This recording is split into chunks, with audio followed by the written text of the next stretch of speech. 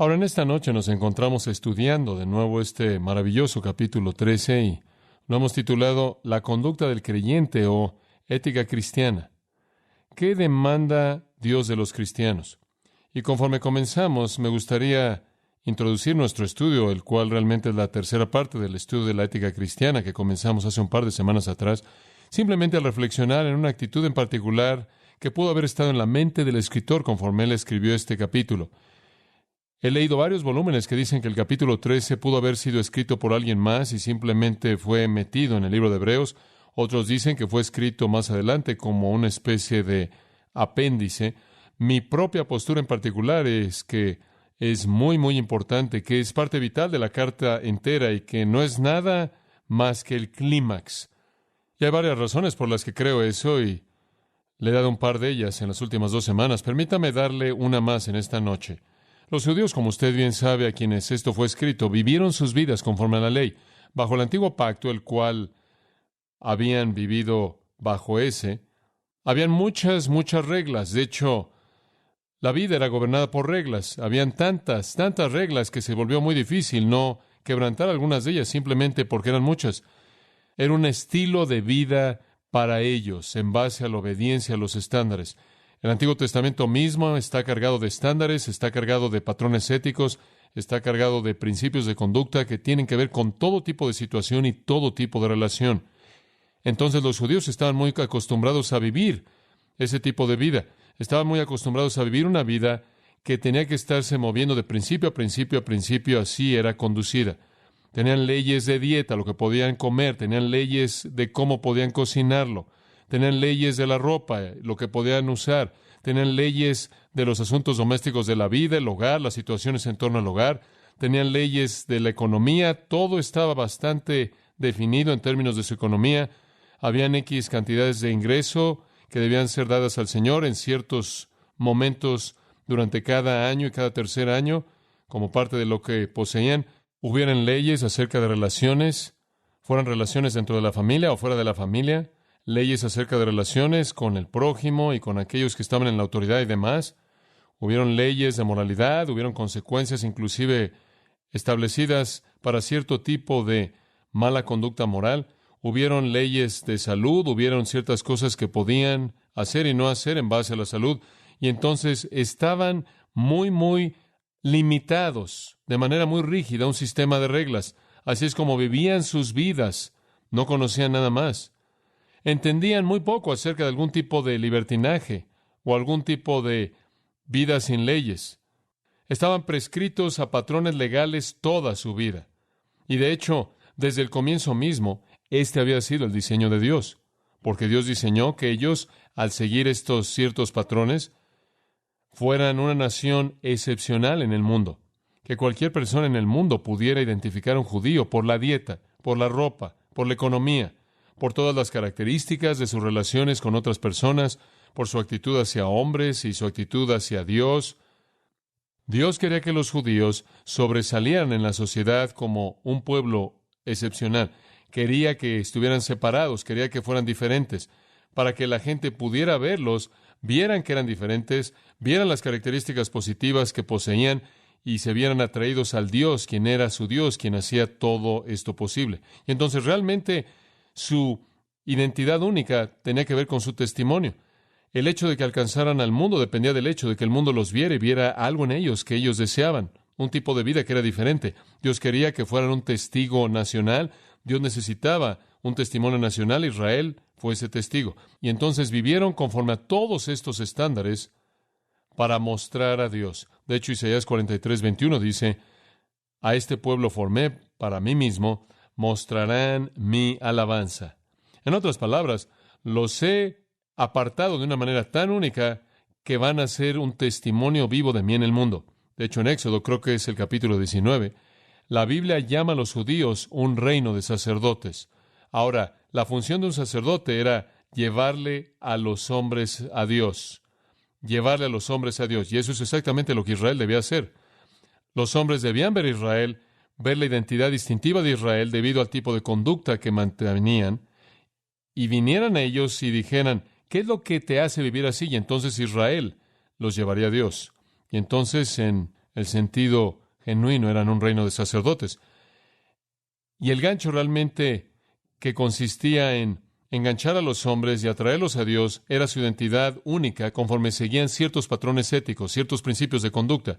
En Deuteronomio capítulo 4, simplemente para ayudarnos a pensar en términos bíblicos, dice en el capítulo 4, vamos a comenzar en el versículo 5, He aquí os he enseñado estatutos y ordenanzas o leyes, así como Jehová mi Dios me mandó, para que los pongáis por obra en la tierra a la cual vais para poseerla. Ahora escuchen, guardad, por tanto, y hacedlos. En otras palabras, Dios les ha dado leyes para que sean mantenidas, para que sean guardadas, para que sean obedecidas.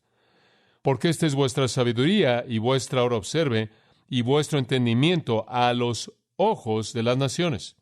Como puede ver, esto es lo que los aparta como sabios y entendidos a los ojos de las naciones, que oirán todos estos estatutos y dirán, ciertamente esta gran nación es un pueblo sabio y entendido. Porque ¿qué nación es tan grande que tenga a Dios cercano a ellos?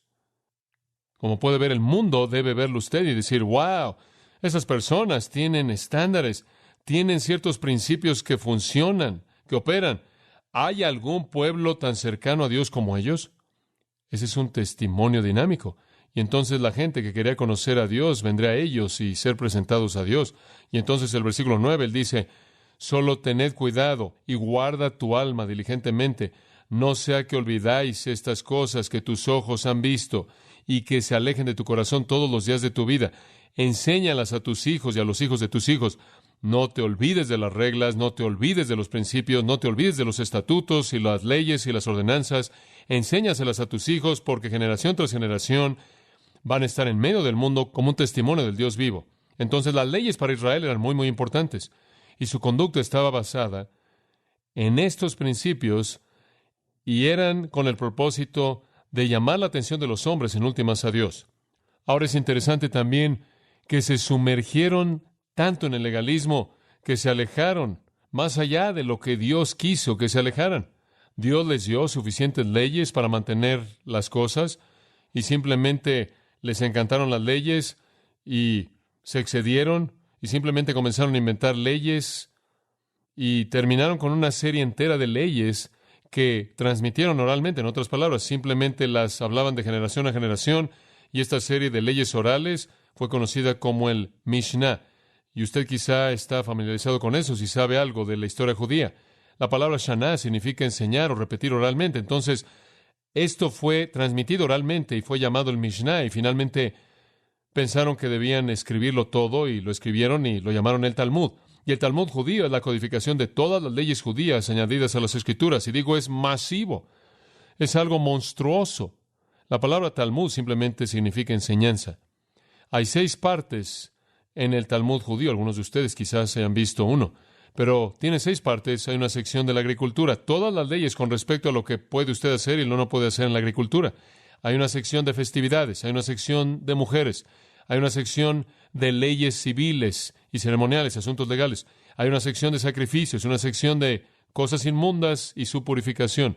Ahora, todas esas secciones están cargadas de ley tras ley tras ley para la conducta del judío. Durante el tiempo de Jesucristo, si usted estudia el Nuevo Testamento, usted descubre que los judíos eran meticulosos con obedecer leyes, ¿no es cierto? Literalmente se enojaron cuando vieron a los discípulos de Jesús no haciendo las cosas que fueron prescritas por la ley, o cuando Jesús hizo algo que no era permitido en la ley. Tuvieron mucha dificultad en enfrentar eso. Jesús dijo, su único problema es que filtran un mosquito y se tragan un camello. Lo que él quiso decir es que realmente están todos preocupados por los detalles minúsculos de la ley y están despedazando todos los principios que Dios realmente quería que fueran comunicados a ustedes mediante la ley. Han guardado la letra de la ley y han perdido el mensaje de la misma. No obstante, para cuando usted llega al grupo de judíos a quienes se le está escribiendo el libro de Hebreos, son legalistas, créame. Son legalistas en el sentido de que ninguna otra nación en la historia del mundo ha sido legalista. Viven por la ley, operan por la ley. No saben nada de libertad, solo de estar apegado a un sistema. No eran espíritus libres. No eran los que tomaban la iniciativa para hacer las cosas. No eran libertinos. eran legalistas estrictos. La única vida que conocieron. Ahora observa esto. Aquí viene el nuevo pacto, ¿verdad? Aquí viene el nuevo pacto y el primer hombre que realmente explicó el nuevo pacto fue Pablo. Y Pablo vino y dijo, quiero que sepan que el nuevo pacto no es ley, es gracia. Y claro, él destrozó a los judíos con eso. No tenían concepto de eso. Realmente deberían haberlo sabido porque el Antiguo Testamento está lleno de la gracia de Dios. Estaban tan encerrados en el legalismo que pensaron que este era algún tipo de herejía horrenda. Inclusive cuando los judíos se volvieron cristianos, les fue extremadamente difícil dejar todos los rituales. Y eso es lo que afectó a la primera iglesia, y Pablo habla de ese asunto en Romanos 14, porque como usted sabe, los gentiles habrían invitado a los judíos cristianos para comer y servían puerco, y los judíos cristianos no podían soportar eso, y entonces se estaba volviendo un verdadero problema en la iglesia porque no habían sido liberados de los conceptos de la ley. Pero usted sabe, conforme estudiamos el Nuevo Testamento, descubrimos que el nuevo pacto los libera de todas las características ceremoniales de la ley, no los asuntos morales, sino los ceremoniales. No deben haber más festividades, no más sacrificios, no más días santos, no más rituales, no más templo, no más sacerdotes, no más ofrendas. Todo se acabó. Todos esos estándares pequeños, insignificantes, legalistas, han pasado. Todo es gracia. En la cruz Jesús dijo, tetelestai, consumado es. Él lo hizo todo, y lo único que tiene que hacer es creer. Bueno, usted sabe, para que un judío enfrente ese es un problema muy, muy difícil, muy difícil. La obra perfecta, llevada a cabo por el sumo sacerdote perfecto a través de un pacto perfecto, quien ofreció un sacrificio perfecto, trae promesas perfectas y salvación perfecta. ¿Y qué hago yo? Simplemente cree usted, ¿se da cuenta? Y el judío dice, no puedo enfrentar eso. Esa cruz va en contra de todo lo que he conocido. ¿No tenemos que hacer algo? Digo, ¿no hay algún estándar? Digo, me sentiría tan cómodo si tuviera unos cuantos. La ley ya no es el camino. Ya no hay ningún principio. No puedo tan solo ejercer una especie de libertad y hacer lo que quiero. Bueno, la respuesta a la pregunta es no.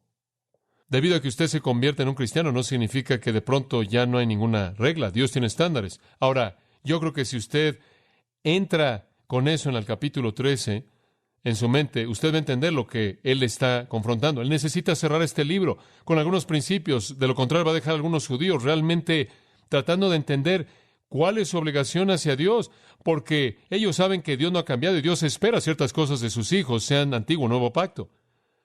Y entonces, conforme usted llega al capítulo 13, el Espíritu Santo presenta un sí resonante a sus preguntas y dice, sí, hay estándares. No los salvan, no los llevan a Dios, ni siquiera hacen que usted le caiga mejor a Dios. Usted le cae bien a Dios de manera total. Él lo ama a usted de manera infinita. Pero hay algunos estándares que son muy, muy importantes. Y usted puede imaginar a un judío diciendo, bueno, ya no somos el testigo nacional. Hemos sido reemplazados por la iglesia. Hombre, se acabó la presión, disfruta de la vida. Digo, no necesitamos ya sobresalir en el mundo. No necesitamos obedecer los estatutos y mandamientos que las naciones podrían ver y decir de nosotros, miren, deben pertenecer a un Dios que está por encima de todos los dioses. Hombre, debemos volvernos a ese Dios. No, ya no tenemos que hacer eso más. Hombre, se acabó. Israel ha sido temporalmente hecho a un lado. La iglesia está vigente. Simplemente podemos relajarnos. El Espíritu Santo dice, no, son parte de la iglesia. La iglesia está constituida de judío y gentil. Los estándares no son minimizados en absoluto. Los estándares están ahí. Dios espera que usted se conduzca de tal manera que los hombres todavía vean sus buenas obras y hagan ¿qué? Glorifiquen a vuestro Padre que está en los cielos. Eso no ha cambiado en absoluto. Y entonces, mientras que Israel ya no es una nación testigo, el cuerpo entero de la iglesia, judío y gentil, es el testigo de Dios. Y entonces hay principios. Y entonces, conforme usted llega al capítulo 13, eso es lo que realmente él simplemente delinea. Él simplemente va por el capítulo dando algunos principios muy básicos para la vida cristiana para que podamos tener un testimonio en el mundo.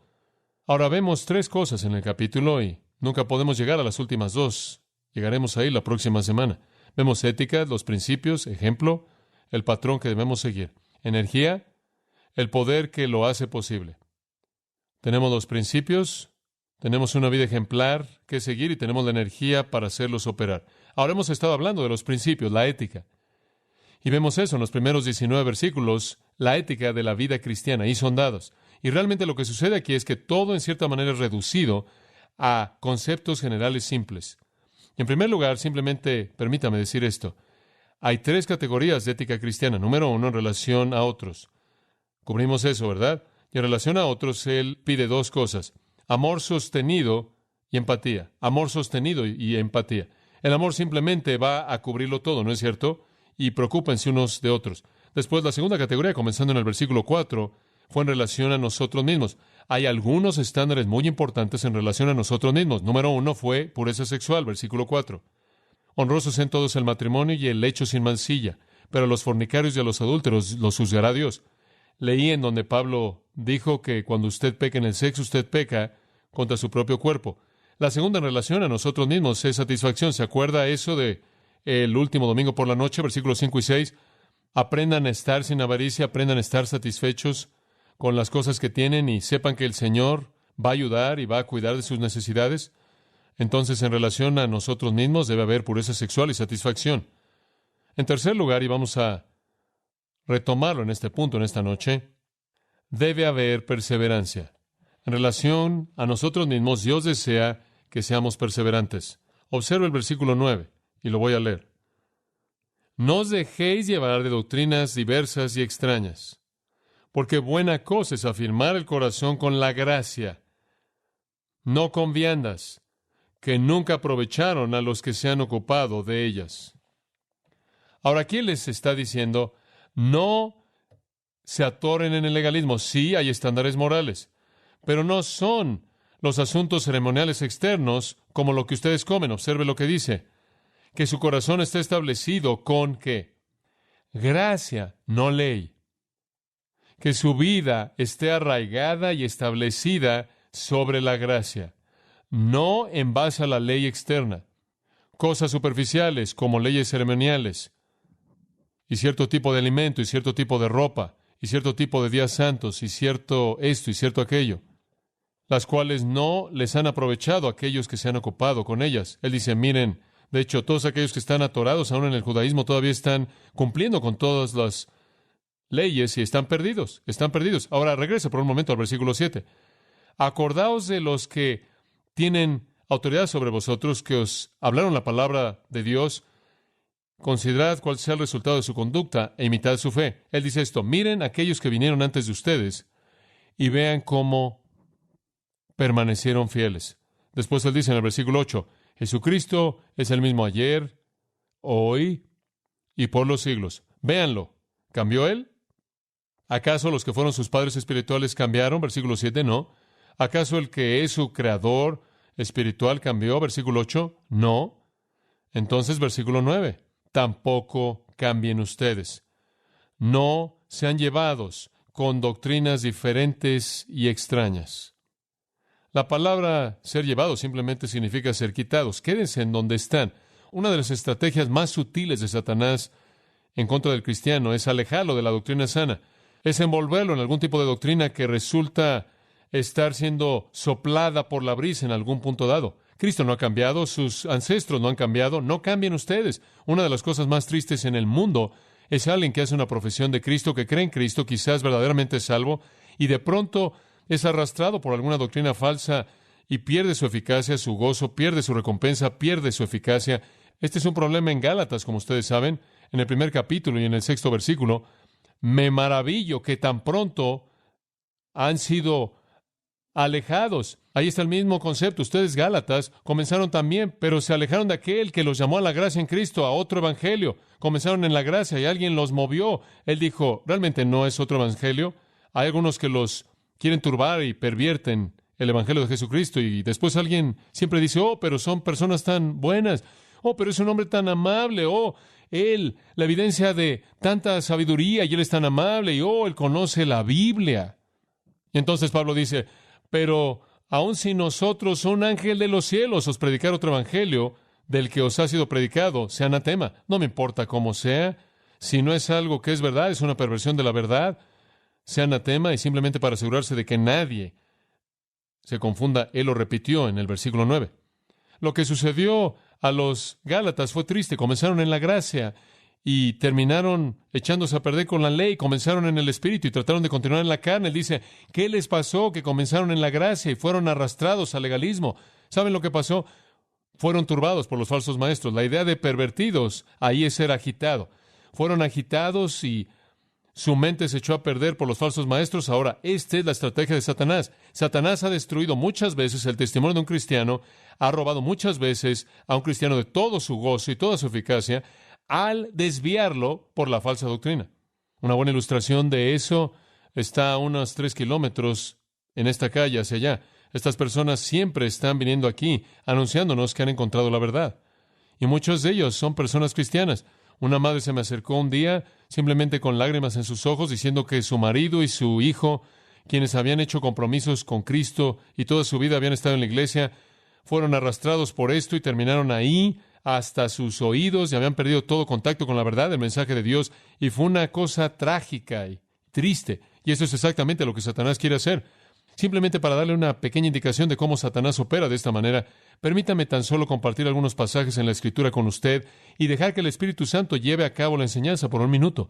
En Hechos capítulo 20, versículo 29, no trate de seguirme, simplemente si quiere escribirlos, pero puede buscarlos después. Pero en Hechos 20, 29, Pablo se está preparando para dejar Éfeso, y él pasó 3 años ahí, 3 años diligentes. Él pasó noche y día orando por estas personas, enseñándoles todo el día durante 3 años. Simplemente no me puedo imaginar a un hombre que pueda hacer eso. Hora tras hora tras hora, día tras día tras día, durante 3 años. No solo el domingo, sino constantemente. Y él los amaba, y él les dio todo lo que tenía, y todo lo que él pudo darles.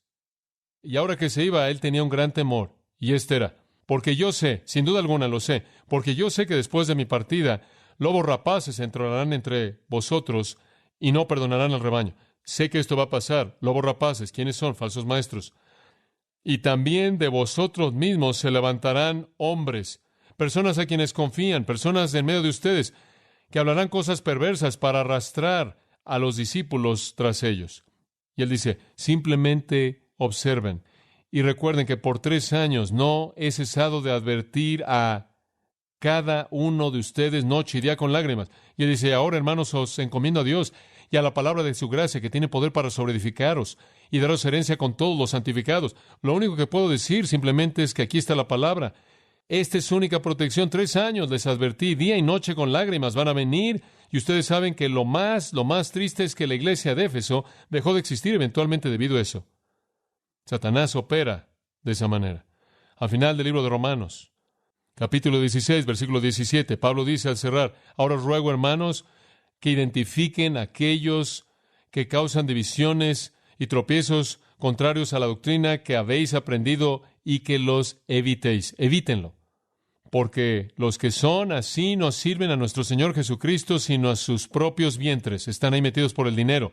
Y mediante buenas palabras y palabras agradables engañan los corazones de los inocentes. Satanás infiltra la iglesia siempre y siempre con falsos maestros. En 2 Corintios capítulo 11, versículo 13, el Espíritu de Dios continúa hablando y él dice esto. Porque tales son falsos apóstoles, obreros fraudulentos. Observen esto. Transformándose en apóstoles de Cristo. La gente dice, bueno, él habla acerca de Cristo y él parece ser realmente un creyente en Jesús. Claro. Si viniera y le dijera a usted que él era un creyente en Buda, usted no lo escucharía. Y él dice, no le sorprenda, no se sorprenda porque Satanás mismo se transforma en ángel de luz. Por lo tanto, no es algo grande si sus ministros también se disfrazan como ministros de justicia, cuyo fin será conforme a sus obras. Claro, Satanás va a funcionar de esta manera. En Colosenses capítulo 2, versículo 4, y esto digo, no sea que alguno os engañe con palabras engañosas. Versículo 8, guardaos, no sea que alguien os eche a perder mediante filosofía y engaño vano, mediante la filosofía de los hombres, siguiendo la tradición de los hombres y los rudimentos del mundo, y no, según Cristo. No escuchen a filosofías que los alejan. Juan dijo, más vale que prueben los espíritus y vean si son o no de Dios. Primero de Juan 4:1. En Judas, esa pequeña epístola, versículo 3, amados, cuando di toda diligencia para escribiros acerca de la salvación que tenemos en común, me fue necesario escribiros y amonestaros a que contendáis ardientemente por la fe. Van a tener que pelear para aferrarse. ¿Por qué? porque ciertos hombres se han infiltrado, que desde la antigüedad fueron ordenados para esta condenación, hombres impíos, que convierten la gracia de nuestro Dios en libertinaje y niegan al único Señor Dios y a nuestro Señor Jesucristo. Siempre, siempre, siempre falsos maestros. Y el apóstol Pablo le dijo a los Gálatas en el capítulo 5, versículo 1, más vale que permanezcan firmes en la libertad mediante la cual Cristo los ha hecho libres y no vuelvan a aferrarse al legalismo. Hay estándares morales, no ceremoniales. Ahora, este es un problema muy serio, tan serio que en Efesios capítulo 4, me gustaría que viera eso por un minuto, el apóstol Pablo presenta esto como una de las características sobresalientes de una iglesia que enseña la palabra de Dios. Dios sabe que la batalla más grande que peleamos en la iglesia es la pureza de la iglesia doctrinalmente, porque a partir de ahí brota cualquier otro asunto. Si no tenemos doctrina pura, enfrentamos problemas terribles. Y entonces Él sabe que si necesitamos doctrina pura, a esto tenemos que dirigir nuestra atención. Entonces Él da a la iglesia en el versículo 11, apóstoles, profetas, evangelistas, pastores, maestros, a fin de perfeccionar a los santos para la obra del ministerio, para la edificación del cuerpo de Cristo, para producir la unidad. Después, versículo 14, ¿por qué? ¿Por qué todo esto? Para que ya no seamos niños, llevados por doquier, por todo viento de doctrina, por estratagema de hombres. Estratagema, la palabra en el griego significa aventar los dados. Y cargados, mediante la estratagema de hombres que esperan para engañar. Él dice, edifiquen a la iglesia, hombres, edifiquen a la iglesia para que llegue a la estatura de la plenitud de Cristo, porque si no, van a ser arrojados de aquí para allá por la doctrina falsa. Y sabe una cosa, usted véalo cómo sucede. Simplemente vea la iglesia en la actualidad, bajo el nombre de Jesucristo, y vea cómo la iglesia tiende a seguir toda nueva ola de lo que surge. Satanás siempre se va a esforzar por operar en el área de la doctrina falsa. Y la iglesia puede ser como niños pequeños. Usted sabe, como sus niños pequeños, como los de usted y los míos, están arrastrándose ahí en el suelo y no tienen idea de lo que entra a la boca, lo que debe entrar a la boca y lo que no debe entrar. Se lo meten todo ahí. ¿Por qué? No tienen capacidad de discernir. Ni siquiera saben lo que es bueno para ellos. Si usted le dijera a un niño que para cuando tuviera 3 años él podría decidir qué va a comer, él habría muerto ya para cuando llegara a los 5 años. Él habría muerto nada más de puros dulces. Los niños no tienen capacidad de discernir lo que es bueno. Y ese es exactamente el problema en la iglesia. La iglesia en la actualidad, debido a una falta de enseñanza doctrinal sólida, está poblada en términos masivos por bebés que se tragan lo que todo el mundo dice porque no tienen la madurez para discernir. Una de las cosas más tristes que veo en este punto con frecuencia en el ministerio es un hombre que le dice a su congregación lo que está bien y lo que está mal, sin darles jamás principios, y por eso tienen que seguirlo como si fueran bebés. No solo necesitamos enseñarle a la congregación qué evitar, sino que necesitamos enseñarles los principios que les van a permitir formar sus propias convicciones al respecto y tomar sus propias decisiones. Y entonces es muy importante que se nos enseñe doctrina. Aquí es donde entra Satanás. Permítame profundizar y repasar un pasaje que usted conoce, 1 de Juan 2. Usted no puede ser estable, usted no puede perseverar hasta que usted esté nutrido por la doctrina. Esto es lo que está diciendo. Ahora observen 1 de Juan 2:12. Os escribo, hijitos, y aquí está la palabra tecnia, y él no está hablando de bebés en Cristo, él está hablando de niños en el sentido general. Simplemente todos ustedes que son los descendientes de Dios, todo creyente, sean un bebé en Cristo muy maduro, todos son los hijos de Dios en el sentido tecnia. Él dice, os escribo a vosotros, tecnia, porque vuestros pecados son perdonados por causa de su nombre. Ahora él divide a los hijos de Dios en 3 categorías. Os he escrito a vosotros, padres, porque habéis conocido a aquel que es desde el principio. Usted sabe, usted puede identificar un padre espiritual. Él tiene la profundidad de conocimiento, él conoce a Dios, él entiende algo de la eternidad y quién es Dios. Os escribo a vosotros, jóvenes, porque habéis vencido al maligno. Os escribo a vosotros, hijitos, porque saben cómo decir papá. Eso es todo. Ahora, aquí usted tiene 3 clasificaciones de crecimiento espiritual: bebés, jóvenes y padres. Comencemos con los niños. Ahora, la palabra niños aquí, os he escrito a vosotros, hijitos, no es tecnia, es paidía. Niños pequeños. Para distinguirlos del término general tecnia, refiriéndose a todos los cristianos, él los aísla específicamente como los pequeños. Y lo único que un pequeño realmente sabe es el padre. Es el apego, su deleite, su dependencia, es confianza simple. Romanos 8:15, Abba Padre, ese es un niño. Hay algunos cristianos que realmente no saben nada más que eso. Pero los jóvenes conocen más que eso. Versículo 13. Habéis vencido al maligno. Fabuloso. Versículo 14. Él dice, os escribo a los jóvenes a la mitad porque sois fuertes y la palabra permanece en vosotros y habéis vencido al maligno. ¿Sabe una cosa? Solo hay una manera de vencer al maligno y es tener que la palabra morando en usted. ¿Y cómo es que el maligno opera? Él aparece como un ángel de ¿qué? Luz, le dije antes, lo repito. Satanás opera en el área de doctrina falsa. 99 de 100 veces, ahí es en donde él está ocupado. Satanás no creo está ocupado en el bar local. No creo que Satanás está funcionando en todo tipo de cosas así. Creo que la carne, los deseos de la carne, todo eso se encarga de sí misma. Satanás opera en el área de la religión. Él es un ángel de luz. Él se enmascara en la religión. Él es un falso profeta. Y entonces, como puede ver, no es sino hasta que usted crece en la palabra, hasta llegar a la estatura de un joven, que usted literalmente lo vence. ¿Sabe usted quién es vulnerable a la falsa doctrina? Los bebés, ¿verdad? Él dice, jóvenes, la palabra permanece en ustedes y ustedes lo vencen. En otras palabras, si he crecido al nivel de un joven espiritualmente, la doctrina falsa no es mi problema. La Biblia dice que cuando usted es salvo, usted vence al mundo. Cuando usted llega a ser un joven, usted vence al diablo. Hay una cosa que usted nunca vence. ¿Qué queda? La carne. Esperamos la glorificación de nuestros cuerpos para vencer la carne. Pero cuando usted llega a cierto punto en su madurez en la palabra de Dios, la doctrina falsa ya no es un problema. Pero mientras que usted sea un bebé, lo es. Ahora, con eso en mente, leyendo de nuevo de nuestro pasaje en Hebreos, veamos lo que él está diciendo.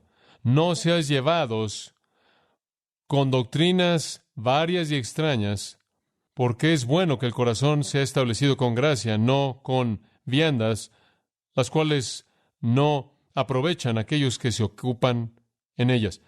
¿Qué es lo que él ha estado diciendo? No sean bebés, no sean arrastrados a la falsa doctrina. Ahora, si usted va a evitar eso, ¿qué tiene que hacer? ¿Ser nutrido en qué? En la sana doctrina. Y de nuevo, usted regresa al mismo principio que hemos repetido tantas veces, que la palabra de Dios es la clave. Ahora usted observa que él dice aquí, usted sabe, la vida cristiana no gira en torno a la ley ceremonial, no alimentos, no carnes o alimentos, y los judíos estaban tan acostumbrados a las leyes alimenticias y rituales alimenticios que era difícil para ellos dejar eso. Hay un versículo interesante, es 1 Corintios 8:8, escuche lo que dice. Pero el alimento no nos hará más aceptos a Dios. Bastante simple. A Dios no le importa lo que usted coma. El alimento no nos hace más aceptos a Dios.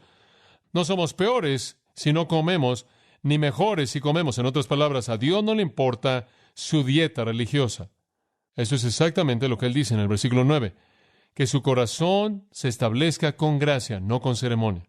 En 1 Timoteo, de hecho, y este es un versículo interesante, hay muchas ramificaciones, permítame leerlo tan solo brevemente. 1 Timoteo 4:3, algunos falsos profetas van a venir prohibiendo casarse. Usted observe a cualquiera que propaga el celibato.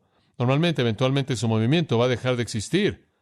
Pero fuera de eso, eso es anti-escritural y mandando que os abstengáis de alimentos. Algunas personas van a venir y van a decir, no deben comer eso, no deben comer esto, no deben y demás, y la Biblia simplemente dice, Dios ha creado todas las cosas para ser recibidas con gratitud por aquellos que creen y conocen la verdad, porque todo lo que Dios creó es bueno y nada es de desecharse si se recibe con gratitud, porque por la palabra de Dios y la oración es santificado. Esa es la razón por la que usted ora antes de comer. Entonces, no estamos hablando de leyes alimenticias. ¿Se acuerda usted de la visión de Pedro en Hechos 10? Él vio a todos los animales ahí en la sábana y él oyó la palabra, levántate, Pedro, mata y come. No llames nada inmundo que Dios ha santificado. En Romanos 14, Pablo dice, el reino de Dios no es comida, bebida, sino justicia y gozo en el Espíritu Santo. Entonces, no escucha a los judaizantes, no escucha a los gnósticos, no escucha a los católicos, no escucha a los adventistas del séptimo día, que promueven el error de que ciertos alimentos agradan a Dios y otros no. No es así. El cristianismo ha hecho que toda la observancia externa sea inválida y Dios se preocupa por la gracia en su corazón. Entonces, usted se debe a sí mismo a la pureza sexual, tan básico, tan importante, y usted le debe satisfacción a estar satisfecho con lo que tiene, y usted se debe a sí mismo a esta característica tan importante, perseverancia. Y esto significa que debe buscar el estudio de la Escritura de la manera diligente. En 1 Corintios 15, me encanta esto y simplemente se lo leo. ¿Se acuerda de este versículo?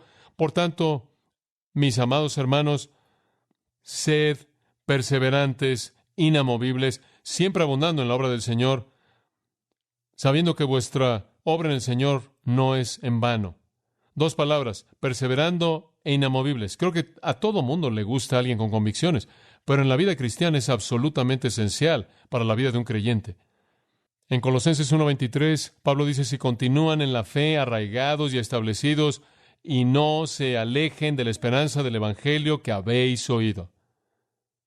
No deje que nadie lo arrastre a un sistema falso. Pedro le escribió a los judíos que estaban bajo la presión de maestros falsos, y él dijo, antes bien creced en la gracia y el conocimiento del Señor Jesucristo. Y después él dice al final de su pequeña epístola, palabras tan importantes, él dice, sabiendo que sabéis estas cosas, mirad que no seáis arrastrados por el error de los impíos y que no caigan, no de salvación, sino que de vuestra perseverancia, vuestra estabilidad. Usted realmente no es útil para Dios a menos de que usted sea doctrinalmente sólido. Usted le debe eso a usted mismo y a Dios.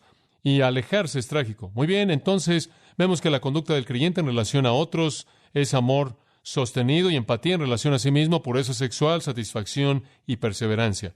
Finalmente, la ética del creyente en relación a Dios. ¿Qué es lo que Dios quiere? ¿Cuáles son las cosas que debo hacer con respecto a Dios en relación a Él? Una, separación. Separación. Y eso lo vemos en los versículos 10 al 14. Y quiero apresurarme a decir que esto, sin duda alguna, es uno de los pasajes más difíciles. Esta pequeña sección breve aquí, sin embargo, es uno de los pasajes más difíciles en todo el libro de Hebreos. Las interpretaciones son múltiples, para decirlo de manera suave. No estoy aquí como una autoridad dogmática. Le voy a dar un par de posturas y le voy a decir lo que yo pienso, y si usted quiere profundizar en su estudio, usted lo puede hacer. Comenzando en el versículo 10, permítame tan solo leer para que usted tenga una idea del texto. Leyendo los primeros dos versículos. Tenemos un altar, del cual no tienen derecho de comer los que sirven al tabernáculo, porque los cuerpos de aquellos animales cuya sangre a causa del pecado es introducida en el santuario por el sumo sacerdote, son quemados fuera del campamento. Le dije, ahora, ¿de qué estamos hablando aquí? Esto es como el hombre dijo, tratando de desarmar lo inescrutable. Ahora, tenemos un altar. Entendí eso. ¿Entendió eso? Muy bien, tenemos un altar. Ahora, ¿qué altar tenemos? Bueno, algunos dicen que esto se refiere al altar físico, y esa es la razón por la que en algunas iglesias usted tiene un altar. Algunas personas dicen que la iglesia debe tener un altar porque dice tenemos un altar. Pero ese no puede ser el altar del que está hablando, del cual no tienen derecho de comer. ¿Qué tipo de comida se lleva a cabo en el altar? Bueno, algunos inclusive han dicho la mesa de comunión. Bueno, ¿cómo podría tener una mesa de comunión de la cual no podría comer? Eso no tiene sentido. En el versículo 11, de cualquier manera, él dice, habla de los cuerpos de los animales cuya sangre es llevada ahí. Eso no se oye para mí como la iglesia. No, de hecho, la evidencia aquí está en no comer, no en comer. En segundo lugar, algunos dicen que se refiere a un altar celestial. Apocalipsis 6 habla de un altar celestial, y él está diciendo, tenemos un altar en el cielo. Bueno, eso tampoco tiene sentido alguno, del cual no tienen derecho de comer aquellos que sirven en el tabernáculo. ¿Qué tiene que ver eso con el altar en el cielo? De cualquier manera no se va a comer ahí. ¿Y qué es esto de los cuerpos de animales? ¿Qué bestias son quemadas en el altar en el cielo? Otros dicen, no, se refiere a Cristo. ¿Cómo podría referirse a Cristo? Tenemos un altar del cual no tienen derecho a comer. Jesús dijo en Juan 6, ni siquiera puedes conocer a Dios a menos de que comas mi carne y bebas de mi sangre. Ahora le voy a decir lo que creo que es. Y creo que el peso de toda la evidencia está en este punto de vista en particular, pero creo que él está hablando de la idea de separación aquí. La obligación de un cristiano hacia Dios consiste en estar separado del mundo a Dios, ¿verdad? Creo que en eso se está concentrando. Ahora observe esto. Tenemos un altar. Él no está hablando de cristianos necesariamente, él está hablando de judíos. Creo que esa es la clave. Una vez que usted establece eso, lo demás fluye. Nosotros, judíos, tenemos un altar. ¿Se acuerdan de ese altar que tenemos? Aquí el altar incluye el sacrificio y el ritual. Tenemos un altar. ¿Se acuerdan de eso? Del cual no tienen derecho de comer aquellos que sirvan al tabernáculo. ¿Quiénes eran los hombres que servían al tabernáculo? Los sacerdotes. ¿Había cierto sacrificio en cierto altar del que no podían comer? Sí, lo había. Era la ofrenda por el pecado. En el día de la expiación, cuando la ofrenda por el pecado se presentaba, no podían comerla. El resto de las ocasiones, cuando hacían ofrendas, los sacerdotes comían lo que quedaba. La ofrenda por el pecado, una vez que era realizada y la sangre era rociada en el lugar santísimo y en el propiciatorio, los animales eran llevados afuera del campamento y quemados. Ese es el versículo 11. Porque los cuerpos de esos animales cuya sangre es llevada al santuario por el sumo sacerdote, por el pecado son quemados. ¿Dónde? Afuera del campamento. Él explica aquí, creo yo, qué altar es. Él dice, tenemos un sacrificio particular en el altar, tenemos un ritual en particular del cual no pueden participar. De hecho, los restos del sacrificio son llevados afuera del campamento y quemados. Esto, ¿sabe lo que es esto? Es una analogía. Lo único que está haciendo es darles una analogía para enseñarles un principio. Aquí está el principio. Necesitan separarse del sistema. Usted sabe cómo esas ofrendas por el pecado que nadie podía tocar, sino que tenían que ser llevadas afuera del campamento, necesitan estar tan separados del campamento del mundo. Eso es esencialmente lo que está diciendo. Él simplemente está haciendo una pequeña analogía. No la puede empujar muy lejos. Él está diciendo, como los animales en la ofrenda por el pecado eran llevados afuera, el creyente necesita ser quitado de los hombres pecaminosos, quitados del sistema, quitado del mundo y apartarse. Ahora, él profundiza en el versículo 12 al identificar a Jesucristo. E incidentalmente, la gente de cualquier manera no quería tener una parte en la ofrenda por el pecado. No querían participar de eso.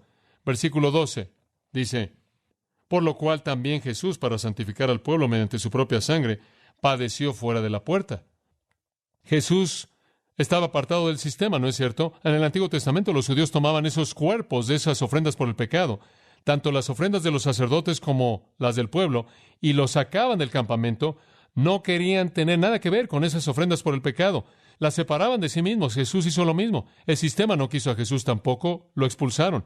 Él sufrió afuera de la puerta y él santificó al pueblo con su propia sangre. Ahora, como los cadáveres entonces eran quemados afuera del campamento de Israel, entonces Jesús fue matado afuera de la ciudad de Jerusalén. Él fue matado afuera del muro de Jerusalén y cumplió de manera perfecta el retrato del Antiguo Testamento.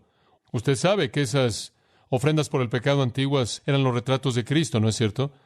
Y entonces cuando Él vino, Él sufrió afuera, como la ofrenda había sido sacada. Ahora, no quiero explicar más que eso. Ambas fueron rechazadas. La ofrenda por el pecado rechazada. No querían comerla, lo sacaron. Jesús rechazado, lo sacaron. Y tampoco querían tener que ver con Él. Y entonces Él lleva el punto al versículo 13. Salgamos, por tanto, afuera del campamento llevando su menosprecio, porque no tenemos una ciudad continua, sino que buscamos una venidera. Separémonos también del sistema. Nosotros judíos tenemos un altar entonces, y en él hay un sacrificio que nadie puede comer. Los cuerpos son rechazados, sacados de la ciudad y quemados. Jesús, la ofrenda por el pecado verdadera, también fue rechazado por el sistema, pero por una razón diferente. Él no está estirando la analogía, él simplemente está diciendo, esto es como Jesús, quien también estuvo sufriendo afuera de la ciudad. Y claro, hay muchas diferencias. Usted no puede excederse, como dije, porque el animal era matado antes de que fuera sacado. Cristo murió afuera y Jesús estuvo dispuesto a ir. Él estuvo dispuesto para que pudiera santificar al pueblo con su propia sangre. Él fue menospreciado, él fue rechazado, él fue odiado, él fue rechazado, él fue traicionado, arrestado, objeto de burla, golpeado, matado como un criminal común, y él aceptó cada parte de esto para derramar su sangre a favor de los hombres. La Biblia dice aquí en el libro de Hebreos, sin derramamiento de sangre no hay perdón de pecados. Jesús sabía eso, y Él derramó su sangre por el perdón de pecados. El sacrificio del Antiguo Testamento era una vergüenza para el pueblo y lo sacaban. Jesús fue objeto de vergüenza y lo sacaron, aunque no sabían que Él era la ofrenda por el pecado verdadera. No pensaron en eso. Y el punto práctico es este. Usted y yo debemos estar dispuestos a salir del sistema y a llevar el menosprecio y la vergüenza que tanto la ofrenda por el pecado y Cristo mismo llevaron al ser rechazados por los hombres. Moisés lo hizo, capítulo 11, versículo 26, estimando el vituperio de Cristo como riquezas mayores que los tesoros en Egipto. Moisés consideró el estigma que reposa en el ungido de Dios como una riqueza mayor que los tesoros en Egipto. Y entonces el escritor de Hebreos está diciéndonos en el 13:13, deben considerar el estigma, el menosprecio de Cristo, como algo de mayor valor que los tesoros del sistema. Sálganse, eso es lo único que está diciendo. Entonces aquí veo una división muy clara entre los versículos 9 y 10. Él simplemente dice, tenemos un sacrificio en el que la característica es separación. Cristo fue separado de los hombres, ustedes también sepárense. Ahora, Pablo define este concepto en 2 Corintios capítulo 6, en algo de detalle. Permítame leerle estas palabras. No os unáis en yugo desigual con los incrédulos. Porque ¿qué comunión tiene la justicia con la injusticia? ¿Y qué comunión tiene la luz con las tinieblas? ¿Y qué concordia tiene Cristo con Belial o Satanás? ¿Qué parte tiene el que cree con un incrédulo? ¿Qué acuerdo tiene el templo de Dios con los ídolos? Pablo dice, no tengan nada que ver con el sistema. Ustedes son diferentes. Otra cosa que nuestro autor puede estar recordando aquí, y debido a que no estoy en este contexto como un judío viviendo en esa época, no puedo estar seguro, pero tengo una pista en mi mente que en el versículo 13 también él tiene algo más en su mente y parece que él está entretejiendo varios pensamientos juntos y me deja algo confuso, pero con frecuencia ese es mi problema. De cualquier manera, en el versículo 13 él puede tener esto en su mente. Usted se acuerda que en un punto, en la época en la que Israel estuvo dando vueltas en el desierto, Dios fue rechazado por Israel. Y Dios, ¿se acuerda usted?, se movió afuera del campamento y manifestó su presencia afuera del campamento.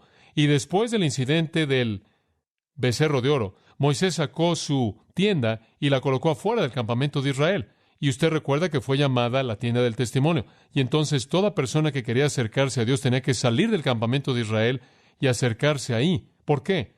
Israel lo había rechazado en términos generales. Y Dios se apartó y dijo, si vienen a mí, tienen que apartarse del sistema. ¿Saben una cosa, amados? Yo creo que eso es exactamente lo que Dios está diciendo en la actualidad. Si van a venir a mí, van a tener que salir del sistema. Van a tener que apartarse de ellos y no tocar lo inmundo y apartarse para mí. O sea que la analogía del sacrificio en el Antiguo Testamento afuera de la puerta, la analogía de Cristo sufriendo afuera de la puerta, o sea, la idea de la tienda del testimonio afuera de la puerta, el mensaje es el mismo, separación. La gente me dice, MacArthur, ¿crees en la separación bíblica? Claro. Y la separación bíblica es esta. No tengas nada que ver con el sistema. Ahora, necesita usted aclarar eso en cierta manera, pero permítame darle una afirmación simple. No améis al mundo, 1 Juan 2:15, ni las cosas que están en el mundo. No amen el sistema. Ahora, ¿qué era el sistema para ellos? ¿Qué era? Judaísmo. ¿Qué es lo que él está diciendo entonces al lector judío aquí? Sepárense del judaísmo, salgan del sistema de ley, legalismo, ceremonialismo, salgan del campamento a Cristo quien está allá afuera. O seguro va a tener usted que sufrir. Jesús dijo, en el mundo tendréis aflicción, pero tened ánimo, yo he vencido al mundo. Más adelante o antes, en el capítulo 15, él dijo, no les sorprendan si los matan, me lo hicieron a mí, ¿están dispuestos a llevar mi vituperio? Dice usted, bueno, ¿acaso esto significa que nos vamos a vivir en un monasterio, usted sabe, y nos volvemos algo raros? ¿Y esto significa que dejamos de comprar ahí en el supermercado que vende licor y no vamos a McDonald's y el que toma la orden no es cristiano? ¿Acaso esto significa que no nos involucramos en nada en donde hay gente no salva? Claro que no. Jesús dijo, Padre, en Juan 17:15, no oro que los saques del mundo, simplemente guárdalos del que está a cargo del sistema. Ahora, si quiero ir de aquí a Filadelfia, no voy por todos lados tratando de encontrar a un piloto cristiano. Simplemente me subo al avión. Ahora, eso no significa que participo en todo lo que pasa ahí.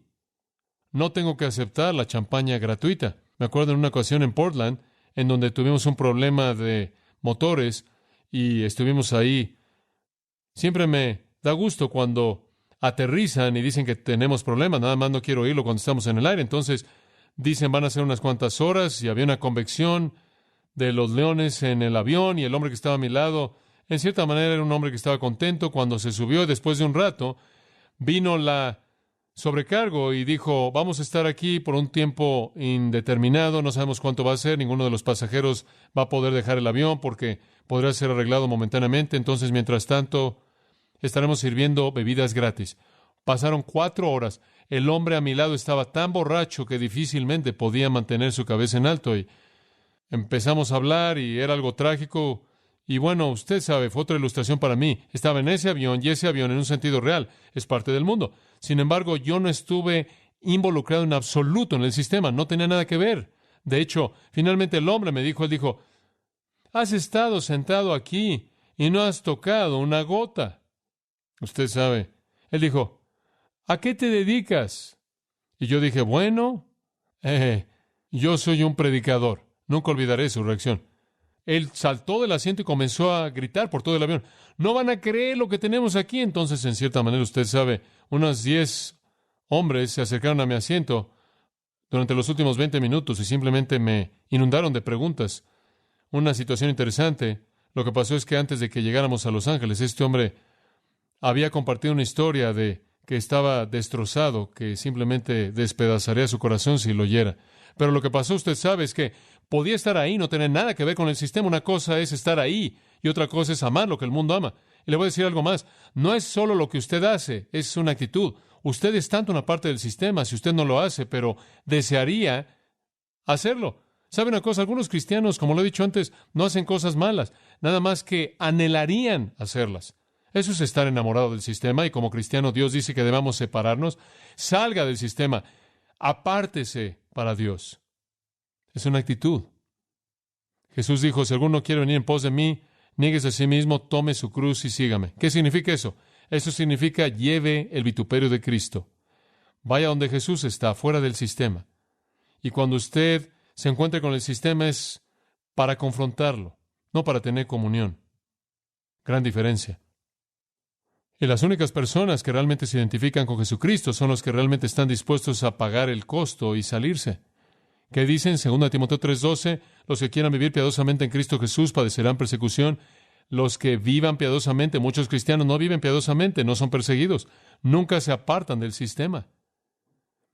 El apóstol Pablo sabía lo que era apartarse del sistema, él no tuvo nada que ver con él. Sin embargo, él siguió llevando a gente a Jesús. Él iba al pecador, pero nunca lo acompañó en su pecado. Filipenses capítulo 2, versículo 17, él dice, si soy ofrecido en el sacrificio y servicio de vuestra fe, me gozo y regocijo. Capítulo 3, versículo 10, a fin de conocer la participación de sus padecimientos. Él dice, estoy dispuesto a salir hasta donde tenga que salir y ser un sacrificio y conocer los padecimientos de Cristo en mi propia vida, simplemente para separarme del sistema, porque si vivo ese tipo de vida, me van a ver y van a venir a Cristo. Tan importante. En 1 Corintios capítulo 4, versículo 10, somos necios por causa de Cristo. Y aquí, simplemente lleno de sarcasmo, Pablo dice, somos necios por causa de Cristo, pero ustedes son sabios en Cristo. Somos débiles, pero ustedes son fuertes. Son honorables, somos menospreciados. ¿Sabe usted lo que le pasa a un cristiano que simplemente quiere mantener la paz con todo el mundo? Se está engañando. Se está robando de gozo y fruto. Versículo 11. Inclusive en este momento él dice, tenemos hambre y sed y estamos desnudos y somos golpeados y no tenemos dónde vivir, ni siquiera sabemos dónde vamos a dormir y trabajamos con nuestras manos y somos menospreciados pero bendecimos y somos perseguidos pero lo soportamos, somos difamados y rogamos, somos como la escoria del mundo, la inmundicia de todas las cosas hasta este día. Pablo no se llevaba muy bien con el sistema. Ahora estos judíos en Hebreos habrían conocido poco de ese menosprecio, ¿verdad? El escritor les está diciendo, salgan de entre ellos, apártense, sepárense, muévanse hacia Dios, seguro les va a costar, seguro van a pagar por ello, seguro van a pensar que algo está mal en su cabeza, van a ser aislados, van a ser condenados a un precio pequeño por la gloria que les espera. Y yo digo que si un hombre no está dispuesto a separarse del mundo para Dios, Jesús dijo que él no es digno de ser su discípulo. Todos estos hombres vinieron y Jesús dijo, vengan, sean mis discípulos. Y un hombre dice, tengo que ir a sepultar a mi padre. Su padre ni siquiera estaba muerto. Lo que él quiso decir es que necesito recibir la herencia y después voy. Y entonces así fue con los que querían ser discípulos. Si usted no está dispuesto a dejar a padre, madre, todo en el mundo para salir, usted no es digno de ser su discípulo. Escuche, por cierto, permítame hacer un comentario al margen al decir esto. Aferrarse al sistema es algo torpe de cualquier manera, porque va a terminar en humo. Y es necio. Todo lo que hay en el mundo pasa. 1 Juan 2. Pasa. No va a quedar nada. Usted no debe tener nada que ver con el sistema, porque dice en 1 Juan 5:19, el sistema entero yace bajo el poder del maligno. ¿Usted quiere tener algo que ver con eso? Usted no debe tener nada que ver con el sistema, debido a lo que Pedro dice. Usted tiene una herencia incorruptible, incontaminada, inmarcesible, reservada en los cielos para vosotros. ¿Qué quiere usted con la basura del mundo? No hay nada que este mundo tiene que ofrecerle a usted que valga la pena tomar. Otro versículo que viene a mi mente está en 1 Corintios 11, creo que es el 32. Cuando somos juzgados, somos disciplinados por el Señor para que no seamos condenados con el mundo. Usted no debe querer al mundo porque va a ser condenado. Usted debe apartarse para Cristo. Pablo nos da principio tras principio con respecto a esto, y también lo hace el Espíritu Santo a través de otros escritores, así como aquí. Veamos una segunda cosa. Nuestra relación con Dios no es solo esta idea de separación, sino la idea de sacrificio. Y hablamos de esto esta mañana. Es hermoso ver cómo el Espíritu Santo liga estas dos. Versículo 15, sacrificio. ¿Sabe usted cuán importante esto era para un judío? Un judío viene al nuevo pacto. Él quiere saber que hay algunas reglas que permanecen. ¿Y sabe usted lo que él quería saber? ¿Hay algún sacrificio que queda? ¿Hay algo que debe ser sacrificado? ¿Acaso todo ese concepto se acabó? Y él recibe esta información maravillosa. Hay dos sacrificios que Dios quiere. El primero es palabra, el segundo es obra. El primero, la palabra está en el versículo 15. Mediante el, ¿quién es ese? Jesucristo. Por tanto, ofrezcamos el sacrificio de alabanza a Dios continuamente. Esto es el fruto de labios que confieso, da gracias a su nombre. ¿Sabe usted qué tipo de sacrificio Dios quiere? Él no quiere animales. Él no quiere cebada. Él quiere la alabanza de nuestros labios. Observe usted la frase mediante Él o por Él. Solo hay un camino a Dios, ¿verdad? Jesucristo. ¿Puede usted ofrecer un sacrificio aceptable a Dios aparte de Jesucristo? Solo por Él. Esa es la única manera, por Él. No podemos entrar a su presencia de cualquier otra manera. Entonces, el sacerdote creyente viene a la presencia de Dios y dice, aquí hay un sacrificio, y Dios dice, quiero el sacrificio de la alabanza de tus labios. ¿Qué sale de sus labios hacia Dios? ¿Alguna vez está en un estrés que llega a tal grado que usted comienza a enojarse con Dios?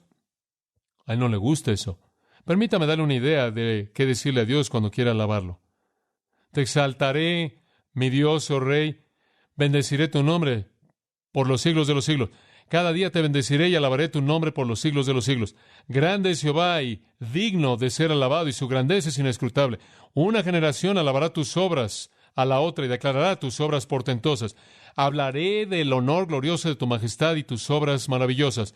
Y los hombres hablarán del poder de tus obras que inspiran asombro, y declararé tu grandeza. Jehová es bueno para con todos, y sus misericordias están sobre todas sus obras. Todas tus obras te alabarán, oh Jehová. Hablarán de la gloria de tu reino y hablarán de tu poder. Y sigue, y sigue. Salmo 146. Alabad a Jehová. 147. Alabad a Jehová. 148. Alabad a Jehová. 149. Alabad a Jehová. 150. Alabad a Jehová. Eso agrada a Dios. Cuando el clamor de sus labios es alabanza a Dios, ese es el sacrificio que Dios desea. Observe la palabra clave. ¿Está listo para escuchar esto? Ofrezcamos el sacrificio de alabanza a Dios. ¿Cuál es la siguiente palabra? Continuamente. Continuamente, dice usted. Pero no entiendes mis problemas. No, usted no entiende a su Dios. 1 Tesalonicenses 5:18. Dad gracias en todo, porque esta es la voluntad de Dios en Cristo Jesús para con vosotros. Dé gracias en todo. Alabe a Dios en todas las cosas. Le agrada. La segunda cosa que le agrada, versículo 16, no solo palabra, sino que más vale que lo respalde con obra. Pero el hacer bien y el compartir, no os olvidéis, porque con tales sacrificios se agrada a Dios. Ahora, mientras que usted está con todo lo verbal hacia Dios, asegúrese de que esté haciendo algo por ello. Dios dice, otro sacrificio que realmente acepto es bondad y compartir. El labio comienza, y añadido eso es la vida. Por ejemplo, Santiago 1:27, un versículo que nunca deja de simplificar todo el concepto de religión. La religión pura y sin mácula delante de Dios el Padre es esta. ¿Puede creer usted eso? ¿Puede usted creer que en un versículo puede contener una definición de religión? ¿Está listo para esto? Visitar a los huérfanos y a las viudas y mantenerse sin mancha del sistema. ¿Quiere usted saber lo que es la religión? Ahí está. ¿Quiere usted vivir una vida piadosa? Vaya y encuentre algunos huérfanos y viudas, visítelos y manténgase sin mancha del sistema. Hagan bien el uno al otro, compartan, ministre a las necesidades de otros. Esto es lo que le agrada a Dios. Este es su sacrificio espiritual del que hablamos esta mañana, ofrecido a Dios. ¿Se acuerda cómo hablamos de eso? Todo lo que usted hace en su vida cristiana es un sacrificio para Dios. ¿Qué le está dando usted a Él? ¿Le está usted dando a Él lo que está manco, cojo o le está dando lo mejor? Hombre, Israel fue un desastre en esta área. En Isaías 58, quiero tan solo compartir un par de conceptos. En Isaías 58, y después quizás voy a ver Zacarías 7 también, pero Isaías 58, versículo 2. Se oye también, ¿está listo? Clamad en voz alta, versículo 2. Sin embargo, me buscan diariamente y se deleitan en conocer mis caminos como nación que hiciera justicia y no hubieran dejado la ordenanza de su Dios. Me piden las ordenanzas de justicia, se deleitan en acercarse a Dios. Dice, todo esto es tan bueno, me buscan, les encanta mi justicia, simplemente maravilloso. Versículo 6. ¿No es este el ayuno que he escogido? Soltar las ligas de la impiedad, deshacer las cargas pesadas y dejar que los oprimidos sean libres. ¿No es compartir de tu pan con el hambriento y que traigas a los pobres que están fuera de tu casa? Cuando buscas al desnudo, debes cubrirlo y no te escondas de tu propia carne. Él dice, oye, tu religión se ve bien en la superficie, pero no es lo que estoy pidiendo. ¿No te dije que vistas a la gente que está desnuda y le des de comer al hambriento? Eso es lo que busco, eso es lo que Dios quiere. Hijitos míos, dijo Juan, no améis en palabras solamente, sino que en obra y en verdad. Dios tiene algunos principios, amados, son simples y son obligatorios. Dios dice, quiero que se separen, quiero que ofrezcan sacrificios espirituales que me son agradables, gratitud con su boca, actos de bondad y compartir con su vida. Tengamos una palabra de oración. Padre, te damos gracias porque has reducido la vida cristiana a conceptos comunes y simples que son compartidos con nosotros en este capítulo. Te damos gracias, Señor, porque los judíos necesitaban sentir la ausencia del antiguo sistema levítico, y esto no significaba que no habían ya más sacrificios. De hecho, hay algunos. No solo cosas superficiales como animales, sino esas cosas profundas como alabarte a ti y hacer bien a otros. Padre, para que te podamos adorar en espíritu y en verdad. Señor, ayúdanos a ofrecerte sacrificios que son agradables a tus ojos. Oramos en el nombre de Cristo. Amén.